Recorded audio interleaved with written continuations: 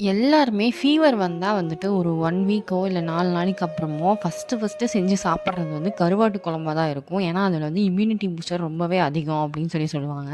அதே மாரி தான் பாப்பாவுக்கு உடம்பு சரியில்லன்னு நான் ஏற்கனவே ஒரு வீடியோல சொல்லியிருப்பேன். இப்போ வந்து ரெக்கவர் ஆயிட்டு இருக்காங்க. நாங்க வந்து இம்யூனிட்டி பூஸ்டரா என்னென்னலாம் குடுக்கணுமோ அதெல்லாம் செஞ்சு குடுத்துட்டுருக்கோம். அதில ஒண்ணு தான் இந்த கருவாட்டு குழம்பும். இந்த கருவாட்டு குழம்பு கண்டிப்பா ட்ரை பண்ணி பாருங்க. டேஸ்ட் வேற லெவல்ல இருக்கும். அதுக்கு வந்து ஒரு லெமன் சைஸ் அளவுக்கு புளி எடுத்து ஊற வச்சாச்சு.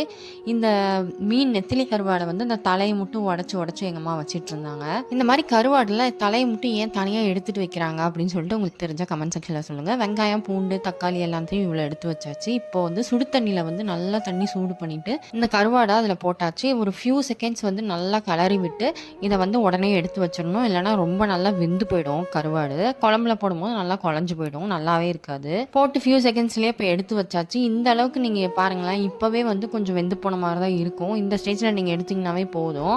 இப்போ வந்து நல்லா க்ளீன் பண்ணணும். அது வந்து பச்சை தண்ணி ஊத்தி நல்லா க்ளீன் பண்ணணும். இது ஏன் நம்ம வந்து பச்சை தண்ணியிலயும், சுடு தண்ணியிலயும் போட்டு மாத்தி க்ளீன் பண்றோம் அப்படின்னா, ஏன்னா அதில மண்ணு நெறையா இருக்கும், அழுக்கும் நெறையா இருக்கும். பாருங்களேன், இந்த அளவுக்கு அழுக்கு இருக்கு. சுடு தண்ணியில போட்டு எடுத்ததுக்கப்புறமும்.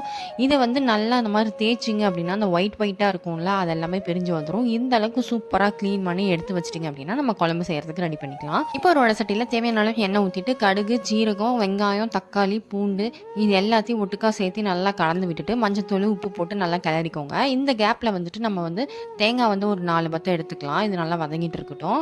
இது கூடவே வந்துட்டு 3 ஸ்பூன் அளவுக்கு வந்துட்டு குழம்பு மசாலா தூள், 2 ஸ்பூன் அளவுக்கு கொத்தமல்லி தூள். நம்ம எடுத்து வச்சிருக்க தேங்காயை ஒரு மிக்ஸி ஜாரில் மாற்றிட்டு நம்ம எடுத்து வச்சிருக்க தூளையும் இது கூட ஆட் பண்ணிக்கலாம். போட்டுட்டு கொஞ்சமாக வந்து சோம்பு, ஒரே ஒரு லவங்கம், ஒரே ஒரு குட்டி பட்டை, அவ்வளோதான். இது எல்லாத்தையும் போட்டு நல்லா அரைச்சி எடுத்துக்கலாம். இப்போ இந்த அளவுக்கு தக்காளி வெங்காயம் வந்துருச்சு. இது கூட நம்ம கருவாடையும் ஆட் பண்ணி நல்லா மிக்ஸ் பண்ணி விட்டுக்கலாம். மிக்ஸ் பண்ணதுக்கப்புறமா நம்ம எடுத்து வச்சுருக்கோம்ல அந்த பேஸ்ட்டு, அதையும் இது கூட ஆட் பண்ணிவிட்டு நல்லா வந்து கிண்டி விட்டுக்கலாம். இது கூட தேவையான அளவுக்கு நீங்கள் தண்ணி கூட ஆட் பண்ணிக்கோங்க. தண்ணி கலந்ததுமே நம்ம எடுத்து வச்சிருக்க புளியும் கரைச்சி இது கூட ஆட் பண்ணிவிட்டு நல்லா மிக்ஸ் பண்ணிவிட்டு உங்களுக்கு தேவையான அளவுக்கு தண்ணி ஊற்றிட்டு அதை வந்து நல்லா க்ளோஸ் பண்ணி நல்லா வேக வச்சுக்கோங்க.